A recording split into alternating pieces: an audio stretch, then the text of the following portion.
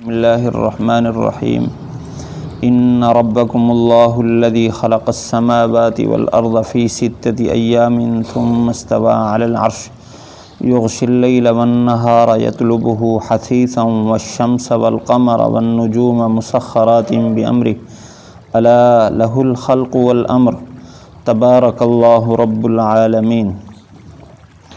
بے شک تمہیں پالنے والا وہ اللہ ہے جس نے آسمانوں کو پیدا فرمایا اور زمین کو پیدا فرمایا 6 دنوں میں، پھر عرش پر مستوی ہوا، ڈھانپتا ہے رات کو دن پر کہ تلاش کرتا ہے اس کو دوڑتے ہوئے۔ سورج اور چاند اور ستارے سارے کے سارے پابند ہیں اس کے حکم کے۔ خبردار سنو، اسی کے لیے ہے پیدا کرنے کا کام اور حکم بھی اسی کا چلتا ہے۔ اللہ تعالیٰ برکت والی ذات ہے، وہ اللہ جو ساری کائنات کی پرورش کرنے والا ہے۔ سورت کے شروع سے یہاں تک پچھلی آیت تک اللہ تعالیٰ نے بنیادی عقائد اور نظریات بیان فرمائے۔ توحید، رسالت، تقدیر پر بحث ہوئی اور قیامت کا ذکر آیا۔ پھر جنتیوں اور جہنمیوں کا تذکرہ ہوا، جنتی اور جہنمیوں کے درمیان مکالمہ اور جہنمیوں کی چیخ و پکار اور ان کا واویلا کرنا اور جنتیوں کا ان کے ساتھ بحث، یہ سب تذکرے پیچھے آ چکے۔ اللہ تعالیٰ نے پچھلی آیت میں یہ بات فرمائی کہ نہ ان کو تعلقات کام آئیں گے، نہ ان کو واپس دنیا میں لوٹایا جائے گا، بلکہ وہ برے کردار کی وجہ سے خسروا انفسہم، اپنے آپ کو انہوں نے نقصان میں ڈالا، اور جو کچھ دنیا میں اللہ کے حکم کے علاوہ گھڑتے رہے اور اس گھڑی ہوئی باتوں پر چلتے رہے تو اس دن وہ ساری باتیں ان سے گم ہو جائیں گی، ختم ہو جائیں گی، خالی کے خالی کھڑے ہوں گے۔ اب اگلی آیات میں اللہ تعالیٰ نے اپنی قدرت کی نشانیاں بیان فرمائیں۔ یہ جو تلاوت ہوئی آیت، یہ بہت بڑی جامع آیت ہے۔ اس میں اللہ تعالیٰ نے اپنی قدرتوں کو اس میں بند فرما دیا ہے۔ ایک ایک لفظ بڑا تفصیل طلب ہے۔ ان ربکم اللہ تعالیٰ نے کلام کو رب سے شروع فرمایا۔ ان درمیان شروع میں تحقیق کے لیے کہ جو بات آ رہی ہے اللہ کی ہر بات سچی ہے اور اللہ کا کلام سچا ہے، لیکن یہ بات جو آ رہی ہے اس میں مزید تاکید کی جا رہی ہے، یہ بات پکی ہے۔ ربکم، اللہ تعالیٰ نے یہاں اللہ الذی خلق السماوات والارض سے شروع نہیں فرمایا۔ بہت ساری جگہ اس طرح بھی ہے اللہ الذی خلق السماوات والارض، لیکن یہاں اس سے پہلے لفظ رب کو ذکر فرمایا۔ مقصود مفسرین فرماتے ہیں مقصود یہ ہے کہ اللہ تعالیٰ اپنی یہاں الوہیت کی دلیل بیان فرما رہے ہیں، یعنی مقصد یہ ہے کہ تم صرف مجھے پکارو، صرف میرے ساتھ تعلق رکھو، صرف مجھے سجدہ کرو، صرف میری عبادت کرو۔ اور انسانی فطرت میں یہ بات ہے کہ جو کسی پر احسان کرتا ہے تو اس کی محبت بھی آ جاتی ہے دل میں، اس کی عقیدت بھی آ جاتی ہے، پھر اس کی بات ماننا بھی آسان ہوتا ہے۔ تو اللہ تعالیٰ نے یہاں لفظ رب ذکر کر کے اس کے بعد اللہ کا ذکر فرمایا، کیونکہ رب کہتے ہیں اس ذات کو جو اول سے آخر یعنی پیدا کرنے کے بعد اختتام تک تدریج کے ساتھ آہستہ آہستہ تکمیل تک پہنچائے اور اس کے سارے انتظام کرے۔ ویسے تو اللہ تعالیٰ نے ساری کائنات کو تدریجاً پیدا کیا، اگلی بات آ رہی ہے، لیکن اس ساری کائنات میں انسان کو خاص تدریج عطا فرمائی۔ ہم دیکھ لیں کہ ہر چیز جلدی جلدی ہو جاتی ہے۔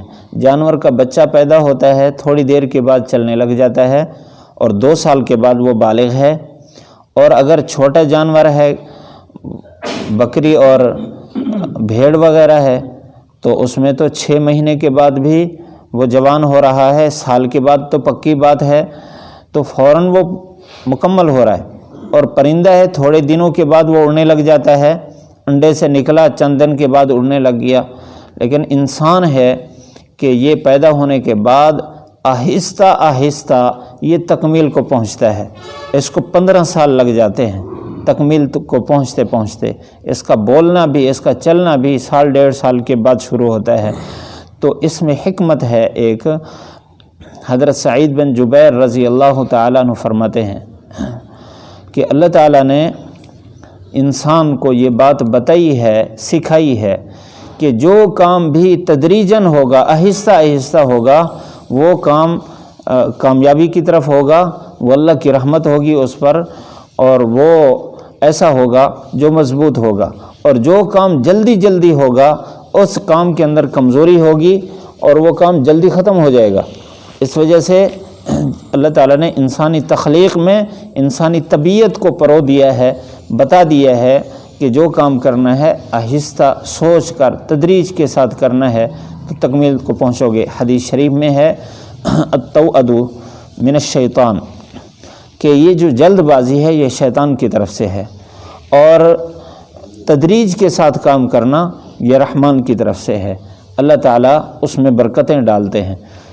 دوسری بات اس میں یہ بات سمجھا دی کہ وہ ذات جو ہر لمحہ تمہاری پرورش کر رہا ہے، وہ ذات جس نے ہر لمحہ تمہارے لیے پرورش کا انتظام کیا ہے، ساری کائنات کو تمہارے لیے چلایا ہے، تو اتنا بڑا محسن انسانی طبیعت تقاضا کرتی ہے کہ اس کی محبت بھی ہو، اس کی عقیدت بھی ہو، اس کی بات بھی مانی جائے۔ اس وجہ سے لفظ رب کو ذکر کر کے الوہیت کی طرف متوجہ فرمایا کہ جو رب ہے وہی الہ ہے، جو اتنے بڑے احسان کرنے والا ہے، سجدہ اسی کو کرنا ہے، اس وجہ سے اس کو سجدہ کیا جائے۔ آگے پھر اللہ تعالیٰ نے اپنی بڑائی کو بیان فرمایا، اللہ الذی خلق السماوات والارض، اس لیے کہ انسان جس کو بڑا سمجھتا ہے اس کے سامنے سر جھکا دیتا ہے، تو سب سے بڑی ذات اللہ کی ہے۔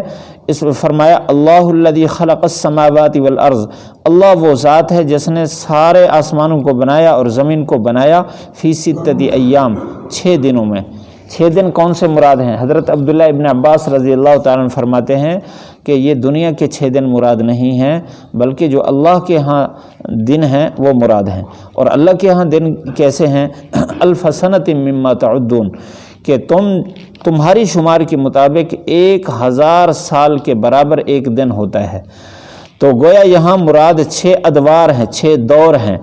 اللہ تعالیٰ نے زمین و آسمان کو 6 دوروں میں پیدا فرمایا۔ یہاں بھی وہی حکمت ہے کہ اللہ تعالیٰ تو کن فیکون، ارادہ فرمائے تو وہ کام ہو جاتا ہے۔ اللہ تعالیٰ نے زمین و آسمان کو اتنا لمبے عرصے میں کیوں پیدا فرمایا؟ اس میں بھی انسان، کیونکہ یہ انسان کی رہائش ہے اور انسان کا اس سے واسطہ ہے زمین و آسمان کے ساتھ، اس وجہ سے اللہ تعالیٰ نے انسان کو سکھانے کے لیے کہ تدریج کے اندر، آہستگی کے اندر برکت ہے۔ ثم استوى علی العرش، جب زمین و آسمان پیدا فرما دیا پھر عرش پر مستوی ہوا۔ دوسری جگہ اللہ تعالیٰ نے یہ بات فرمائی کہ عرشہ علی الماء، کہ پہلے اللہ تعالیٰ نے عرش کو پیدا فرمایا، پانی کو پیدا فرمایا، تو یہ عرش اور پانی کے درمیان کوئی چیز نہیں تھی۔ اللہ تعالیٰ نے زمین و آسمان کو بعد میں پیدا فرمایا۔ یہ جو عرش ہے یہ ساری مخلوق کو حاوی ہے۔ آج کل سائنسدان بھی اس کی تصدیق کرتے ہیں کہ یہ جو آسمان ہے یہ گول ہے، اور اس کے اندر بہت سارے ایسے سیارے گھوم رہے ہیں، وہ بھی گول ہیں، جس طرح زمین گول ہے، اس کے اندر گھوم رہے ہیں۔ تو اس کے اوپر حدیث شریف میں ہے جتنا زمین سے آسمان کا فاصلہ، اس کے اوپر دوسرا آسمان اسی طرح چاروں طرف سے گھیرے ہوئے ہے۔ تو اسی طرح ایک دوسرے کے اوپر ایک دوسرے کو گھیرے ہوئے، اس کے اوپر عرش ہے، عرش نے ساری کائنات کو گھیرا ہوا ہے، اور اس پر اللہ تعالیٰ کی تجلی ہے۔ ثم استوى علی العرش کا مطلب ہے اللہ کی تجلی ہے۔ اس تجلی کو یوں سمجھیں کہ اللہ تعالیٰ کا قانون ہے کہ دنیا کی ہر چیز اس وقت تک حیات ہے جب تک اس کا اللہ کے ساتھ تعلق ہے۔ پانی بھی اس وقت تک پاک ہے جب تک وہ ذکر کر رہا ہے، درخت بھی اس وقت تک سرسبز ہیں جب تک وہ ذکر کر رہے ہیں، اسی طرح بندہ بھی جب تک اللہ کے ذکر میں ہے، کائنات بھی جب تک اللہ کے ذکر میں ہے، اس کی بقا ہے۔ تو اب عرش پر مستوی ہونے کا یہ مطلب ہے اللہ نے ساری کائنات کو بنا کر عرش پر تجلی فرمائی، اسی تجلی کی برکات ساری کائنات میں پھیلتی ہیں۔ جب ہر چیز میں پھیلتی ہیں تو ہر چیز کے اندر حیات اور بقا آ رہی ہے۔ تو یوں اللہ تعالیٰ کی حکومت ہر چیز پر ہے۔ اللہ کا عرش پر مستوی ہونے کا یہ مطلب ہی بیان فرمایا کہ اللہ تعالیٰ نے ہر چیز کو اپنے قبضے میں لیا ہے، عرش کو اپنے قبضے میں لیا، اور عرش کے اندر جو چیزیں ہیں، کائنات میں جو چیزیں سب اپنے قبضے میں لی اور اپنے حکم کے ماتحت کی ہیں۔ اس لیے ہر لمحہ ہر چیز اللہ کے حکم کے ساتھ وہ چل رہی ہے، فنا ہو رہی ہے، اس میں وجود آ رہا ہے۔ یہ ساری چیزیں ثم استوى علی العرش کے اندر ہیں۔ اس سے آگے بھی کافی ساری قدرتیں اللہ تعالیٰ نے بیان فرمائی، اگلے درس میں انشاءاللہ عرض کریں گے۔ اللہ تعالیٰ عمل کی توفیق نصیب فرمائے۔ الحمدللہ رب العالمین، والصلاة والسلام علی سید الانبیاء والمرسلین۔ ربنا آتنا فی الدنیا حسنہ وفی الآخرۃ حسنہ وقنا عذاب النار۔ یا اللہ یا رحمن یا رحیم یا ارحم الراحمین، یا اللہ ہمارے دلوں کو پاک فرما۔ تیرا رحم و کرم ہے، تیرا فضل ہے کہ کمزور بندوں کا تو نے اپنے ساتھ تعلق بنا دیا۔ یا اللہ تو نے اشرف المخلوقات بنا دیا۔ یا اللہ تو نے اپنا خاص بندہ بنا دیا۔ یا اللہ تیرا فضل ہے، تیرا کرم ہے، تیرا لطف ہے، تیری مہربانی ہے۔ یا اللہ ایسے ہی ہمیں اپنے عذاب سے بھی بچا، اپنی پکڑ سے بھی بچا، نفس و شیطان سے بھی بچا۔ یا اللہ تو بندوں سے محبت رکھتا ہے۔ یا اللہ ہم بھی تیری محبت کے طلبگار ہیں، تو اپنی محبت نصیب فرما۔ یا اللہ اپنا تعلق نصیب فرما۔ پیارے محبوب صلی اللہ علیہ وسلم کے طریقے پر زندگی کا ہر لمحہ گزارنے کی توفیق نصیب فرما۔